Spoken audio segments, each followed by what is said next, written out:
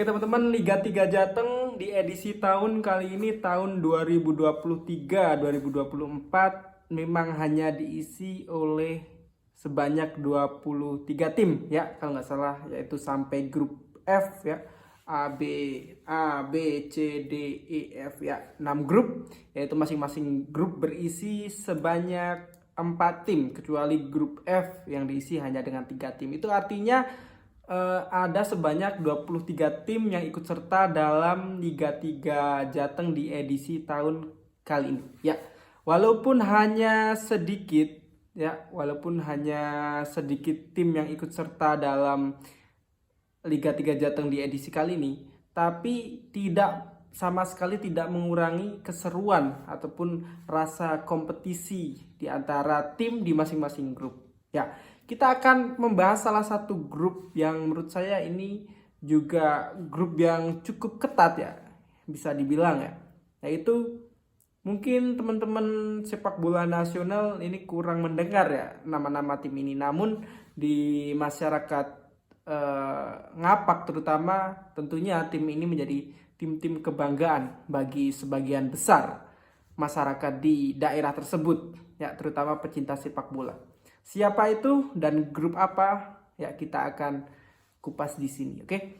Kita akan sharing aja ya, nyantai. Nanti teman-teman boleh komen, hujat juga boleh ya, oke?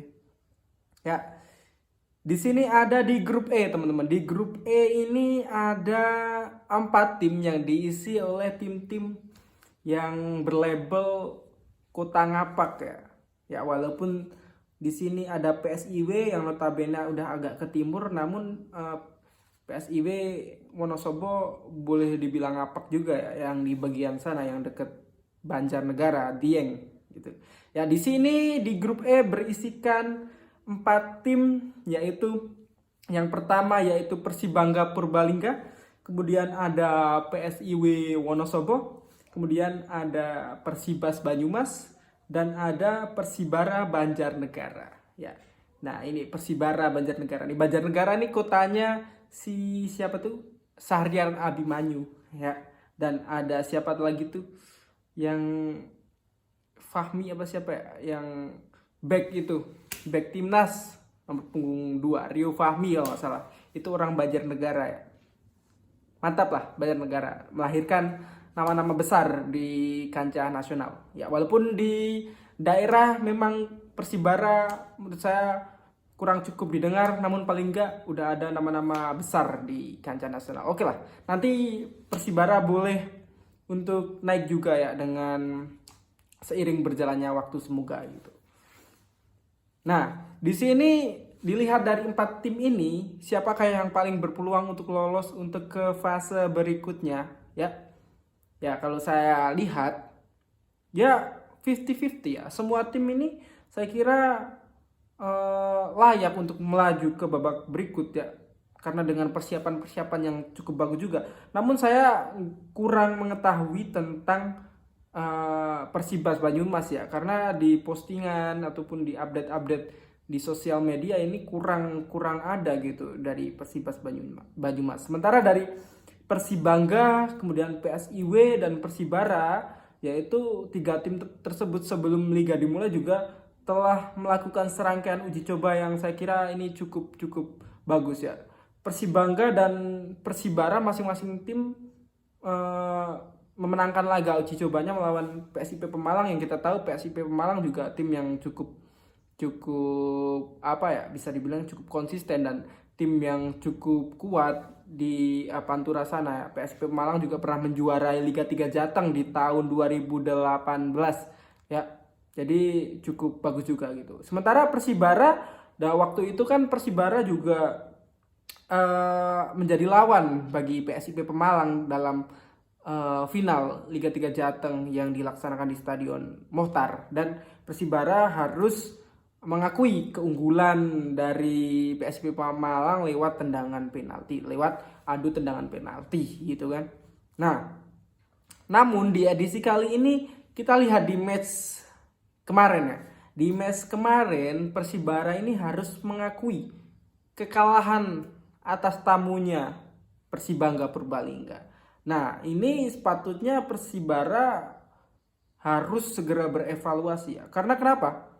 Ya, kalah 0-2 dari tamu menurut saya ini kekalahan yang cukup telak ya buat Persibara Banjarnegara.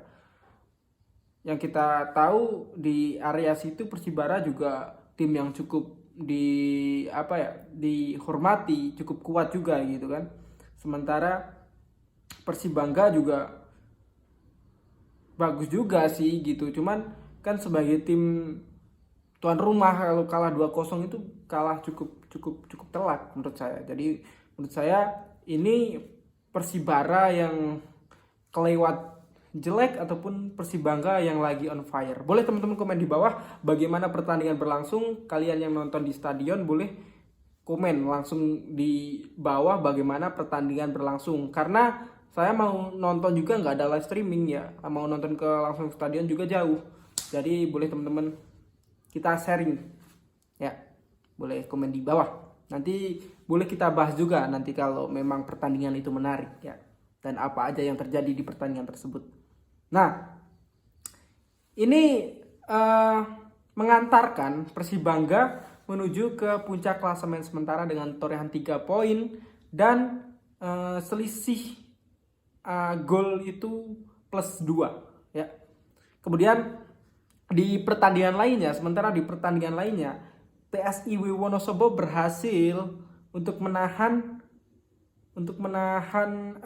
tuan rumah yaitu Persibas Banyumas ya. Bertandang ke Purwokerto, PSIW Wonosobo saya kira ini dengan bekal pengalaman ini nggak gentar melawan tim sekelas Persibas. Kita tahu ya Persibas ini dia juga pernah bermain di Liga 2 juga, namun PSIW Wonosobo nggak gentar gitu untuk melawan tim-tim besar gitu. Kemarin juga waktu uji coba melawan Persib Pekalongan bahkan PSIW Wonosobo berhasil memenangkan laga tersebut walaupun entah itu pemain inti atau bukan dari Persib Pekalongan, namun patut diapresiasi bahwa PSIW ini memulai gebrakan untuk persepak bolaan yang lebih maju untuk Wonosobo. Nah, Persibas Banyumas harus puas berbagi poin dengan PSIW Wonosobo poin 1 ya, dan itu menjadikan Persibas berada di peringkat 3 sementara PSIW di peringkat 2. Nah, ini sama aja peringkat 2 sama 3 karena sama-sama 1 poin dan selisih gol sama-sama 0.